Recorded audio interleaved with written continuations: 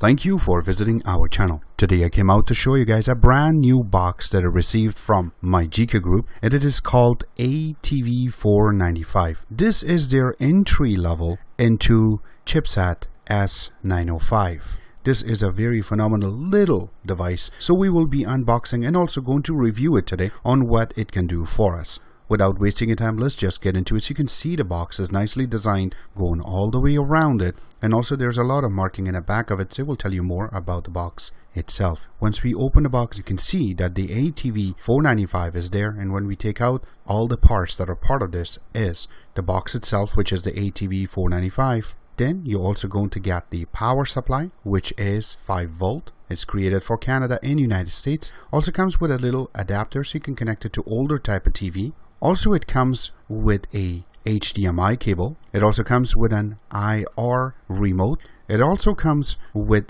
two AAA batteries, which you can put inside of this remote. We will be showing you the remote itself in a few seconds. It also comes with a user manual. It covers a lot of things in it. You have to go step by step and go through it. You will learn your box more. It's all included in this user manual. And that's it. Alright, so let's just go around the remote itself. The remote is very nicely designed. You can see it from the top that it has the power button. It also have the static mouse button. In the middle of it, you do have the indicators. If you want to use it, it will turn on and off. Also, you have the menu, the home, and also the return key. In the middle, you have the navigation key. It's very nicely set up. You have the OK button in the middle. You also have the volume down, and then the stop, and then the volume up button. Then underneath of it, you have the rewind.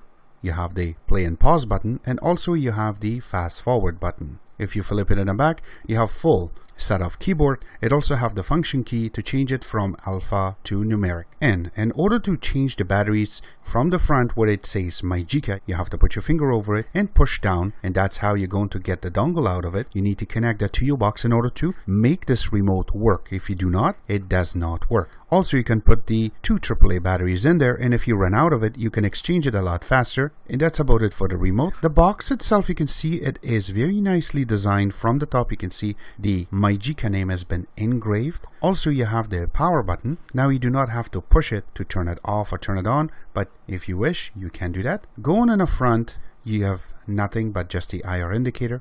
Going on the right side of it, you have nothing but the barcode. Going in the back, you have the 10100 LAN connection. Then you have the AV connection, so you can connect it to older type of TV. Then you have the HDMI connection, which is 2.0, and also beside that you have the DC connection, which is 5 volt. Going on the left hand side of it, you have two USB 2.0 ports, and you have the micro SD slot, which can read up to 128 gigabyte. And going in the bottom, you do have a little section that it will set up on the ground, and you do have the ventilations going all the way around it, which makes sense. Make sure you put it on a flat surface. Alright, so now we're going to connect ATV495 to our TV. So first make sure that you connect your HDMI, and then make sure that if you have the USB to connect that, and then the power. You should see the blue light on the box itself turned on, and then you're going to get the lollipop logo on the screen, and then you're going to also see the Majika animated logo will go through, and we will be waiting for this boot. This is the main screen. As soon as it loads in, it will give you two launchers. I would really recommend if you want to use this one, since it is very easy to maneuver and play around. Alright, so you can see the Majika logo on the top, and on the right hand side of it you have the time and also the date. In order to connect this, we will be showing you how that's processed too. So for the meantime, you have apps and settings. So under apps, you have the main screen. We can see everything in big icons, and under settings, you can set up your Wi-Fi, Ethernet, fix your display position, display size, also more settings, manage apps, dates and time. You can fix that, so you can get this proper timing set up here. Also, if there's a software update, you can go here and manually update it if you didn't get it automatically. Also the language change. We will go back under applications. You can see in the bottom, you also have the Wi-Fi. If it's connected or Ethernet, this is where you're going to show. And also you're going to get the volume control. So you can click on it and you can volume control right from the screen without going any other menus. Unless you have it on your remote, which in this case, the remote that comes by default with this will fix that too. If you go under applications, there are a lot of applications that are preloaded. But some of the stuff that we have installed are the AID64 and Tutu and also we have the CPU Z. The rest of them was already preloaded. Alright, so let's just get out of it. I have to let you guys also know that this box by default comes with OS Lollipop 5.1, and this will be making this box a lot easier to maneuver and go around. Make sure that in order to make a lot of these apps work, something like Netflix, you want to go through Kodi, YouTube, and other apps that you will be installing, that you need to log in inside of Google Play Store to keep them all up to date. Alright, the first thing we will go through in this is going to be the CPU Z, just to show you what's included inside of this box, how good this box is. So you can see that this is ARM Cortex A53, which is running on 2.02 GHz. Now we're not going to see any 1.8 GHz. This is original 64-bit CPU. So you can see that this have 4 ARMs or 4 CPUs. The ones that is running and the ones that are sleeping is right underneath of it. If you go underneath, you're also going to see the GPU. It is 450 MP. In order to see more, we will go under device, and this is where you're going to see the manufacturer model. Also, who is the manufacturer for the CPU, the brand, or which OS it's going to run. And if we keep going down, it will say resolution size right now, and also how much RAM it has and how much RAM it's using. So together it's about 1 GB. The internal storage in this is 8 GB of NAND, but you can see it that has been divided since this much is used and this much is available. If we go under system itself, you will get the current version of software that is on this, which is 5.1.1, and if you go underneath of it, it will tell you if it has a root access or it does not. A lot of people do request to have root access, so that way you can do more with your boxes. We will get out of this too. And now if we go inside of the applications and we want to check some other things like speed test, and when we click on it, remember that we are connected via Wi-Fi and not Ethernet, but the icon is still there and it is not turned on. But once you go into begin test,